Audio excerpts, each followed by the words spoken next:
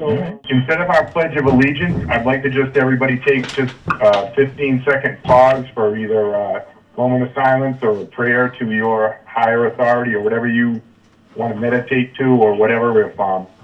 If we could all just appreciate everybody who's pitching in to make this a better world in our new COVID-19, let's just have a 15-second minute of silence.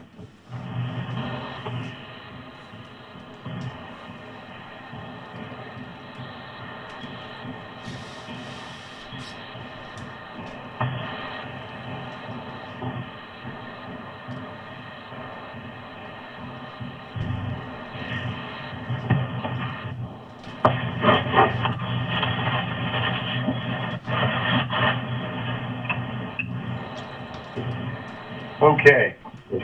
I don't know the dynamics of this crazy new phone meeting, but if I may,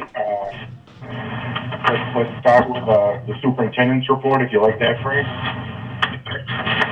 Yep, you're breaking up a little bit, but going to go for superintendent updates, I hear? Yes, please. Yep. All right, let's see what we can get done here. We'll keep this short and sweet as possible. Start off with Pine Street Water Main. They've been moving along extremely quick, faster than anybody anticipated. Very good digging down there. Only had one service that was in their way, and that was taken care of quickly.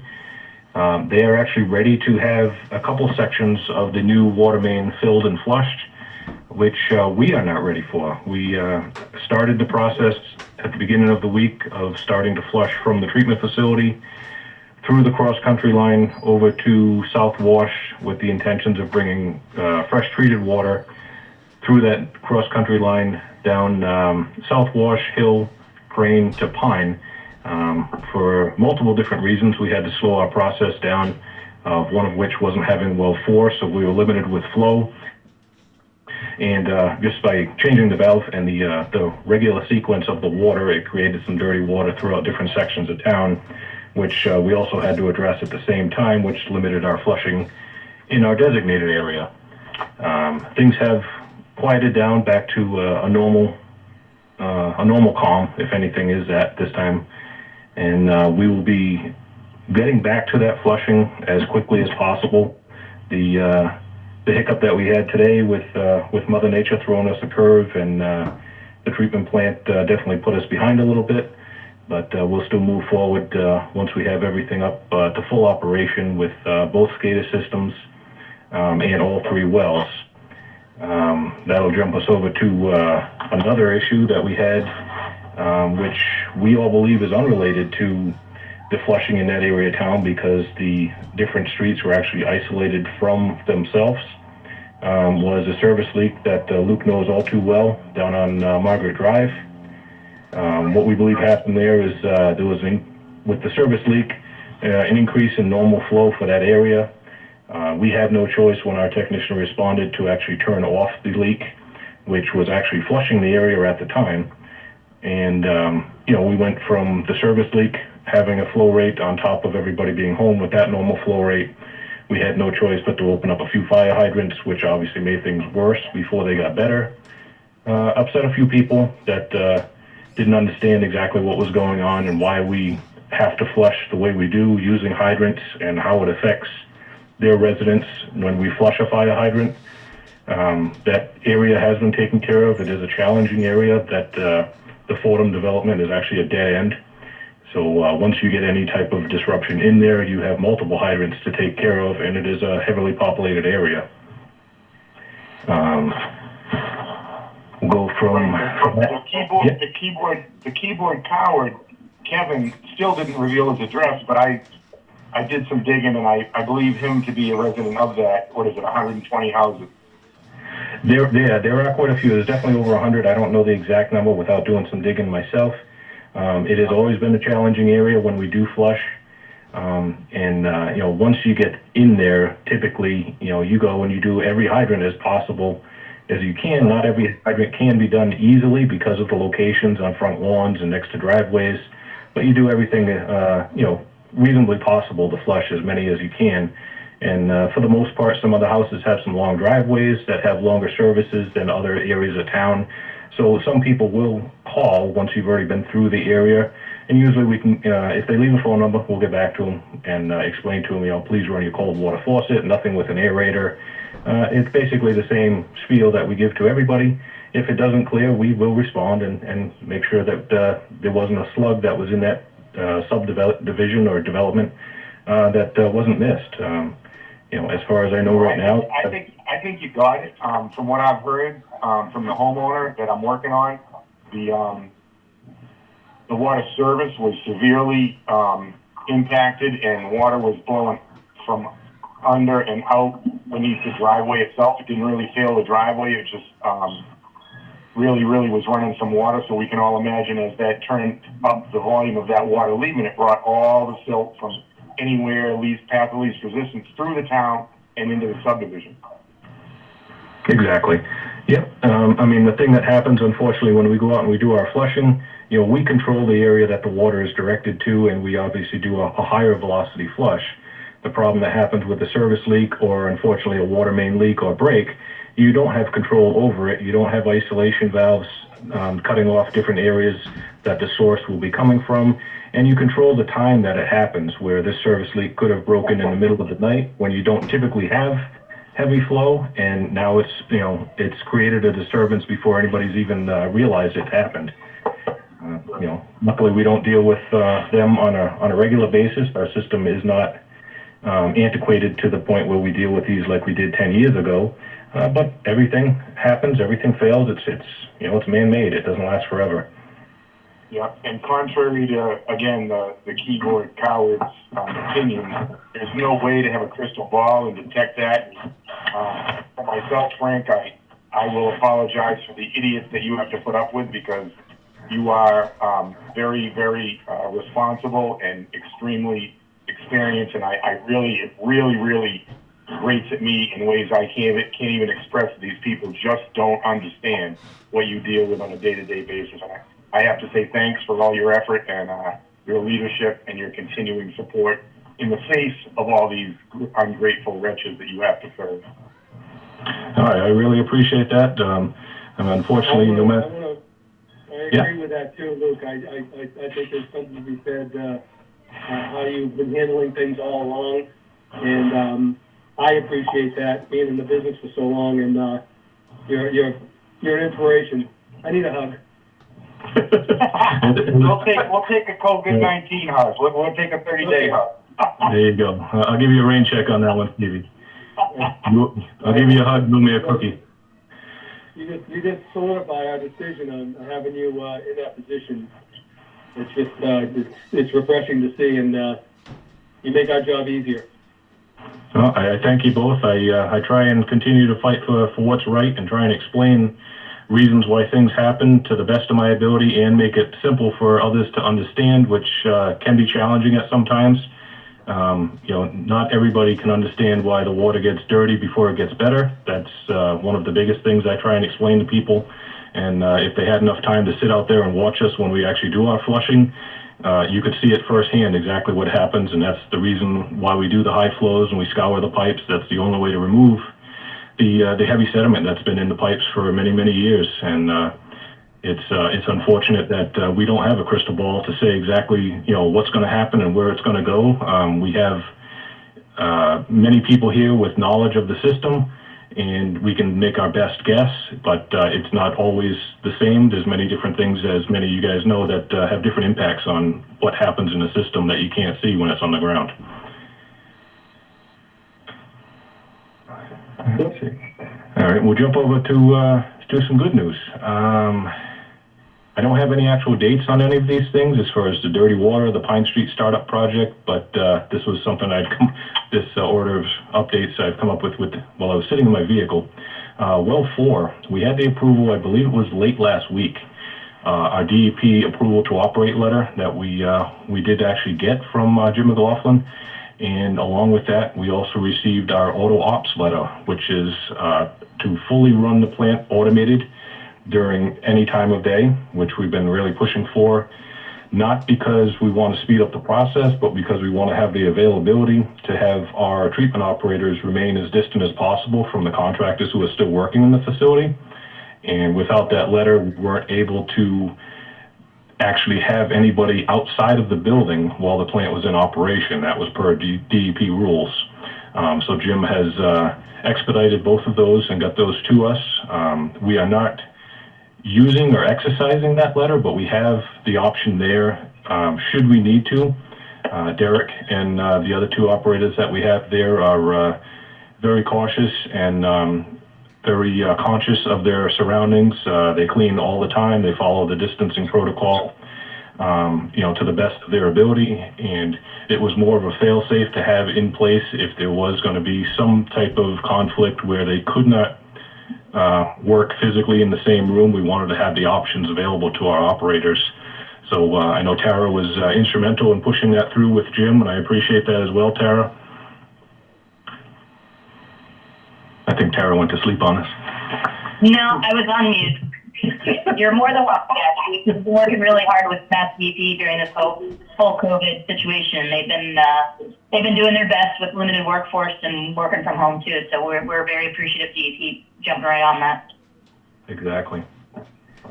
And we'll jump over to a couple more things. We were impacted by last night's storm, no different than many other communities. Our town hall was actually damaged with some trees that come down from the adjacent property across the street. So much so that there was some debris that went through some of the front glass on the building. I did not witness it myself, but I believe I've heard that there was some water and some possible electrical damage to the building. We do have issues with our phone lines and our communications that go through town hall. The phone line is a loop system, and the fiber optic in town is also a loop. So all the town communications have been on and off for the better part of today. It was working a little bit better when we left, and shortly before I left for the day, we actually lost all of the Comcast system. So not sure where that's going to go and how quickly that's going to be restored, but we still recommend if people have an issue to please try and call. The phones were working on a limited basis, and we still can retrieve your messages if you do leave them. And we'll go to the last thing I have here is once we get things back to a normal operation with having all of our wells controlled by the SCADA system, when everything looks like we're calmed down and everything's back to where we need to be, now having wells 4, 5, and 6, all three of them going to the treatment plant, we will be starting the spring flushing program. It will be an aggressive flushing program to remove as much sediment as possible that's been dumping into the system for years, the iron and manganese. And unfortunately, there are going to be some people that will notice disruptions while this process is going on, no different than it's been every year in the past. We're going to hope that obviously moving forward with a higher velocity than we've seen before with the 3 wells clean, and obviously the filtered water going into the system, that the end result is exactly what we're looking for. We may actually have the potential to do 2 flushing areas at once using our storage tanks to do Oak Street and North Worcester area, and using our treatment facility water to start off in the Plain Street, Bay Road area. This is all stuff that everything has to be worked out with the treatment operators, make sure we have scheduling in place, and it will be an ever-changing program. I'm going to work with Ben from Weston and Sampson, who has helped us design our plan as we have in years past, which now basically is going to have to be modified because of the change in direction and single source coming from the treatment plant, as we used to have 3 different sources. That's where I'm at now, guys. Right, I know you already are on top of this, but the sign boards, if you could drag them around, and I don't know if you're flushing in this area or if people are, it's going to be tough because not only is everybody home all the time, a lot of people aren't even moving to see the signboard, so I'm just wondering what the best way to be transparent and notify the public of the areas that we're flushing. Right. In the past, we have done the signboards. We've had the small signs that we put out in the immediate area that we were going to work the nights. I'm thinking, obviously, the billboard at Town Hall most likely was damaged, but I don't know for sure, because that was also one of our areas that we would broadcast a message. So I'm we not will. sure about I'm not sure about the billboard, but the tree took down the sign post for the light post with the traffic control for the firefighters to come out from the fire station. Yeah. So that was a giant honking tree that went right across the road, and it's Right, kind of right. propped up now, but I don't know what the extent of the damage was. Right. Yeah, we're still, I would say we're at least a week away before we're ready to do any, start up on any type of heavy spring flush, so we can get some logistics down before that. We only have 2 of our road signs. Highway does have 1. I'm not sure if it's being used anywhere. I think it was actually at Town Hall, notifying residents that the Town Hall was closed, but I can verify with Keith if we can borrow his. Again, most people are not venturing out, so they may not see the signs. Right. So, you have to hook me up with a bullhorn, and I'll just ride around at like 6 p.m. and just say, the flushing is coming, the flushing is coming. right. We can also. So that's at least a week away? I'm thinking we're at least a week away, if not longer, yes. Okay, all right, thank you. And we can post nightly streets on Norton Neighbors and wherever else we can do it. Town website, I'm assuming. Yeah, like the site is down now. I'm sure within a short period of time, the site will come back up and the internet will be back for town. I see no reason why we can't do that. I believe that's what was done in the past, was both the Norton Neighbors and the town website had a list of streets, anticipated areas for flushing. Unfortunately, that does not handle areas that may see a change in direction by closing a valve, which again, I wish I had that crystal ball to say this is exactly what's going to happen. But it will definitely be able to notify the residents in the areas that we will be flushing heavily. Excellent. Yep, I guess we just go on that, the Norton Neighbors, and I don't know, the more, I guess, the better. We always seem to have requests for more information, so if you can lead out, a night or two, and maybe, ask the people to relay what they know to other people who may not, some people may not be on the internet. I don't know. I don't know how to get it out with people sheltering in place. I anticipate a whole boatload of dirty water calls, and people will be surprised, and it's like, hey, you gotta, I don't know how to get there. And I'm not trying to constitute it or institute a barrage of people going door to door. I don't think this is the time to do that, but short of that, I don't know how to notify people if they're not leaving their house. Right. I would have to imagine that, I would like to imagine that neighbors are talking to neighbors, whether it be, following distancing protocol on the phone or something like that. So I would hope that, by putting the billboards out, putting the small plastic signs that we were putting out near the hydrants when we were going to be in that area the following evening, that the word would spread. I know there's always going to be a few people that don't follow social media. They don't have a computer. We've run into those people in the past, and with a simple explanation of what's going on and why we're there, usually it remedies the situation. There is no special way to get a hold of everybody in town. I don't believe it's going to warrant any type of reverse 911 call or anything like that. I think that would be a little intrusive, and I would imagine that the technology coordinator, might get tired of doing those calls every night, and God forbid did not. We'll get criticized for bothering them also. Yes, you're I know it's a lot of houses, but I do have a mini suggestion. I mean, we could go back to the 80s where they used to do little mini flyers. I like the music. I'll deliver them. We like the 80s. I love the 80s, I'm just saying. Oh, good. It would be one blanket flyer, and we wouldn't have to modify the flyer. We'd just modify the location. And is it allow? I don't even know that we can hang them on a mailbox, right? It's not illegal to tamper with a mailbox. You can put it on the outside of the mailbox. You can't open the mailbox and put it inside. Yeah, the only thing I see with that, with the COVID going on right now, and we've had discussions with SDEP about the tier samples for lead and copper. We actually, for the lead and copper samples, we have specific homes in town that were picked based on age, and we actually drop a sample bottle off that's to be collected by the homeowner.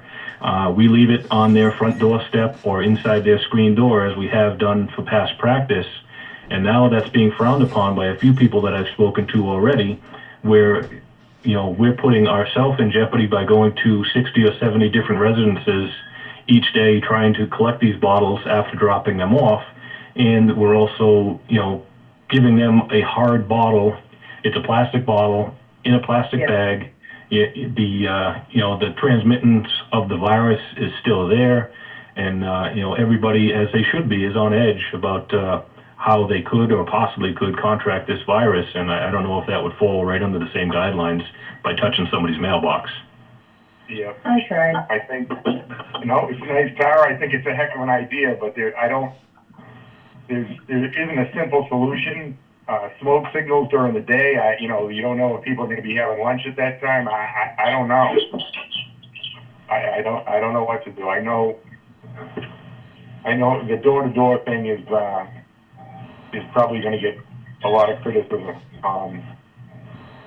But I guess what we do is we just put on the Norton neighbors that we're going to be flushing the town, and these are the coming streets. Please expect the possibility of water, and if dirty water, if it happens, flush it in an outside siltbox. Follow the regular flushing protocol. Yeah, pretty basic. I think we'll stay. That's probably a good place to start. If we can modify it as we move along, and we find a better way. We've done things more now than we've ever done in the past, as far as with the electronic billboards, with the Norton neighbors, and the posting it by putting the plastic signs in the areas that were projected to be the following night.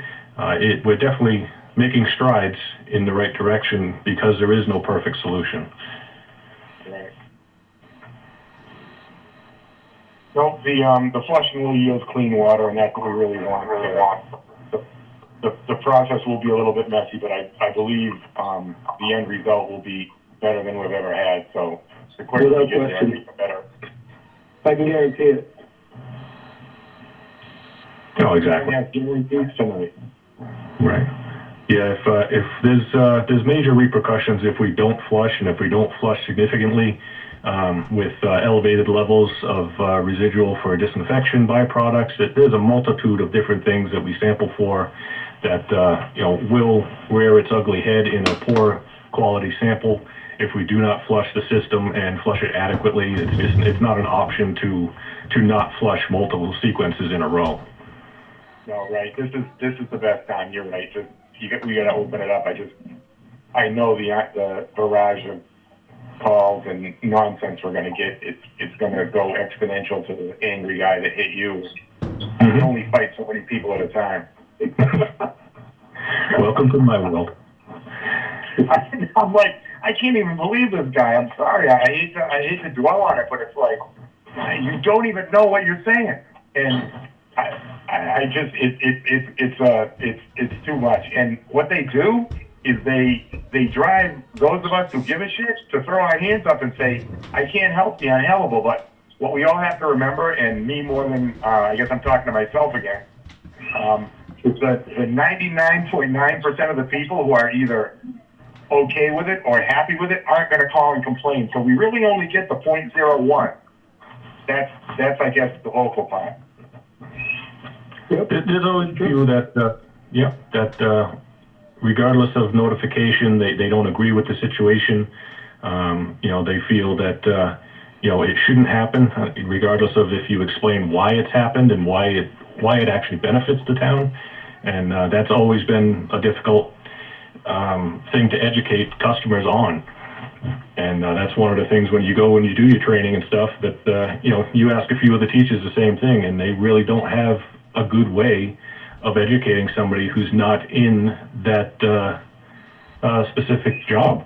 We understand it because we deal with it. You understand it because of your background, and obviously the engineers understand it because they see it and they deal with it as well. But the average person, it can be difficult to actually just get a hold of it and understand why we do what we do.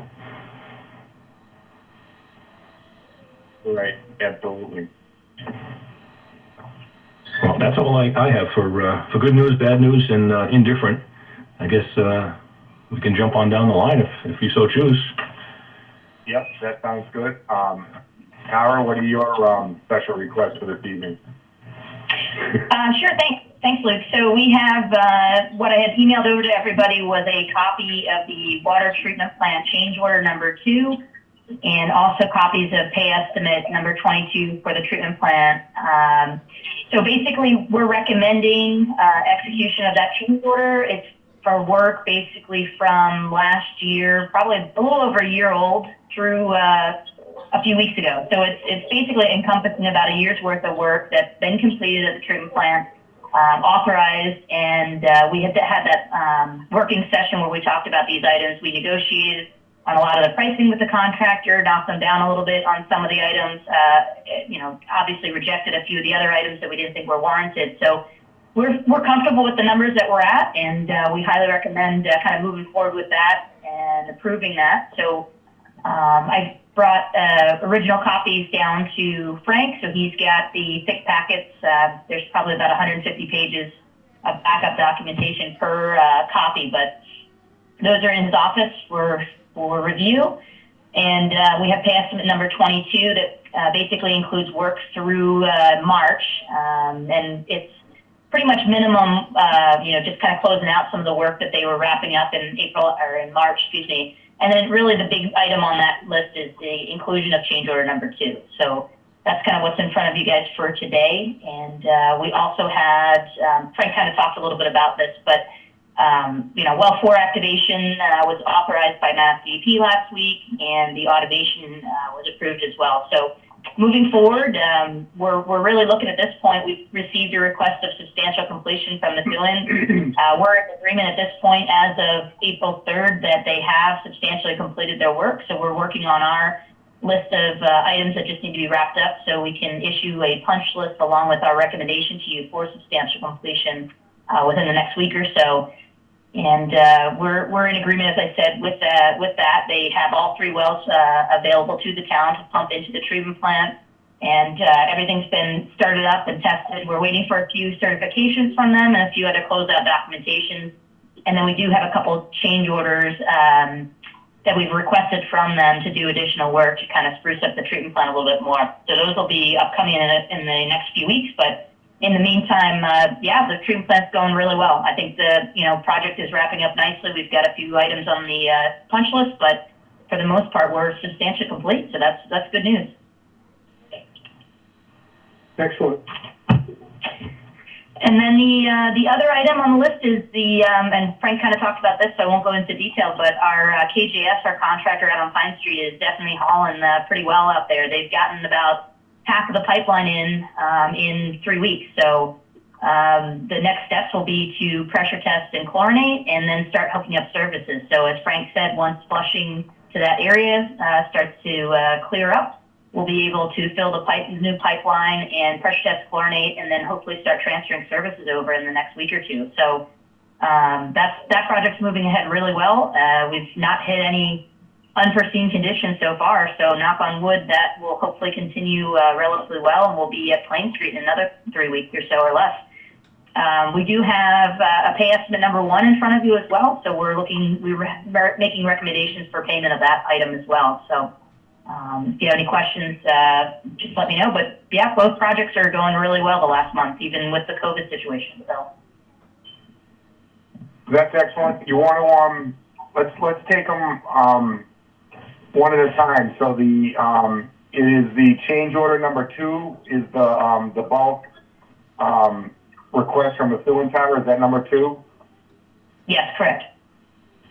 So Cookie Man, I'd like a motion to approve change order request number 2. I make a motion to approve change order number 2.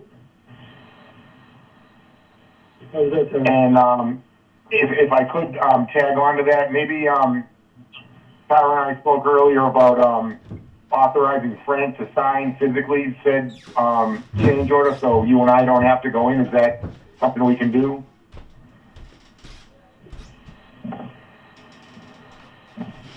Yes, that works. Good.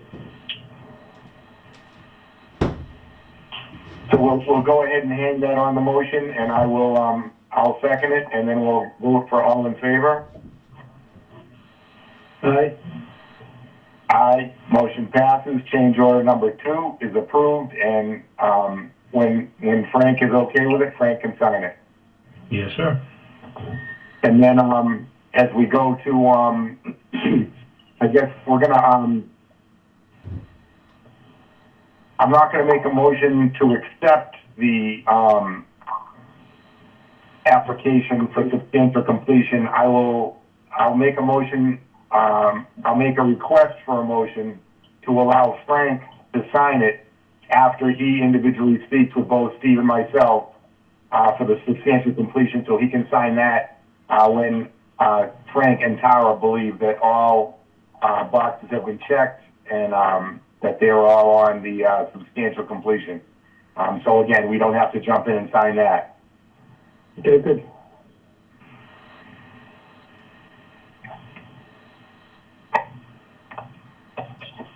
So on the, I guess we need to take a vote on that. So all in favor? Aye. Aye. That passes. So Frank, you can also sign the substantial completion request from the Phil and Lynn. I guess it was hit at April 3rd, but again, if you and Tara review it again and decide that it's good, that's fine with us. And then Okay. the first Commissioner Grant? request, yes, yep. I apologize. Did you request for the motion, or did you just make the motion for Frank to sign the substantial completion after all the details? I guess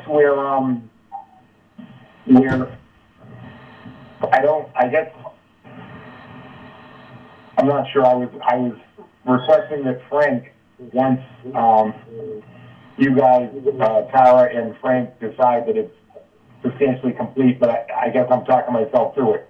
You already said they made substantial completion on April 3rd. So this is Tara, that was Victoria. So, we received a letter requesting it. Weston and Sampson has yet to issue a recommendation for substantial completion. We are still in the process of reviewing the final inspection of the plant. So once that's done, I think the motion was to authorize Frank to sign the letter once we issue our recommendation. Okay, yeah, the question was whether or not Commissioner Grant made the motion or requested the motion. Sorry. Good. The motion I will request is one to have Frank sign Yeah.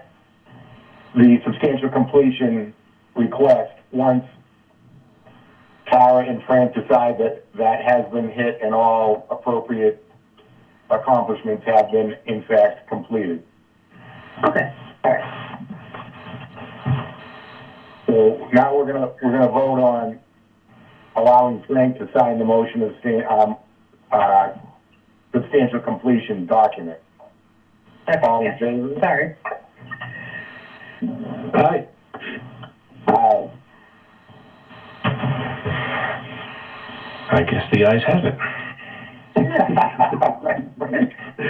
Very good. So the third, the trifecta on that little request sheet I'm looking at is the first payment request for the folks doing the water main out on Pine Street. And I will say again that they're doing great and moving right along. So let's get that payment to them. So their first request, I will again request the motion for authorization of their request for payment, and again, same motion, request for a motion to allow Frank to sign that. Motion to make first payment for the contractor on Pine Street. Also, motion to have Superintendent Frank Fournier to sign pertinent documents on our behalf. I'll second that and call for a vote. All in favor? Aye. Aye. Very good. I think the last item would be pay estimate number 22 for the treatment plant. Okay, and what does that involve? So that is basically, it's a request for completion of all work, payment for all work completed through the month of March, as well as adding that change order number 2 that was just approved to the pay estimate through that work for the work completed through the end of March. Okay, we'll do the, I will request a motion for the Methuen pay request or requisition for payment through the end of the month.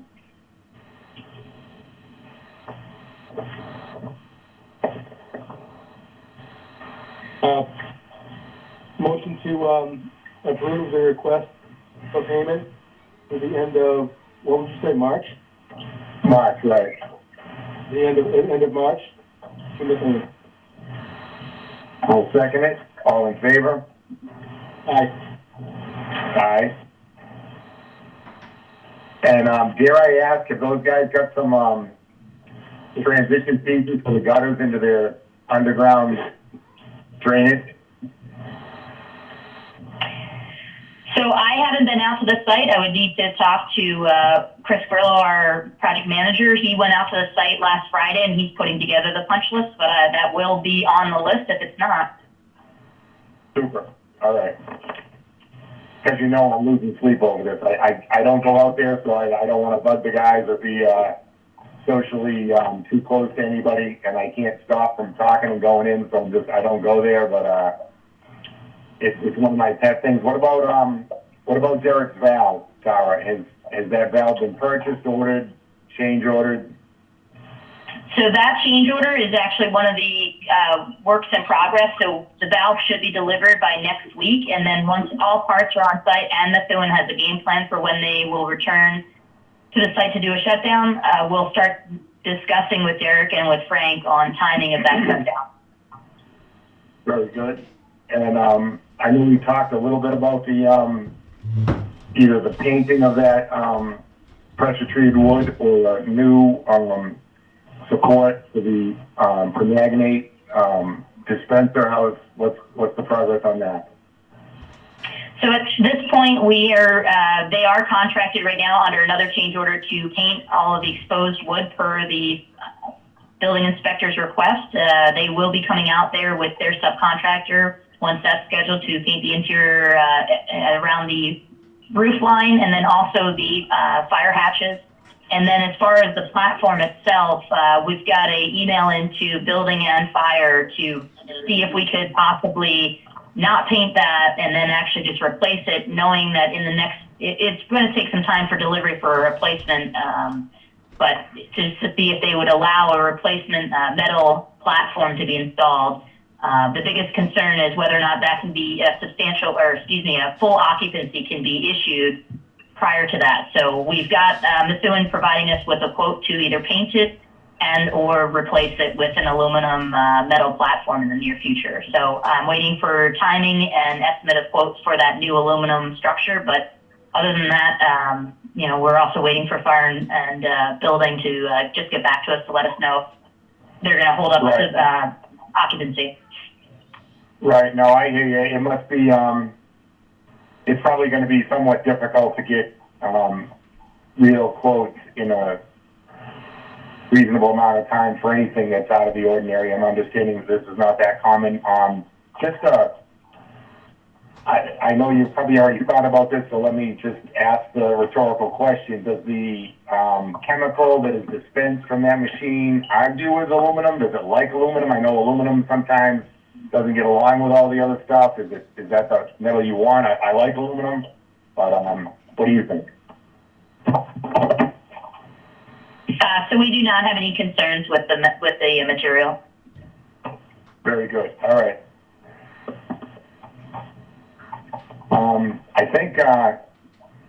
I think that's all the things on my wish list.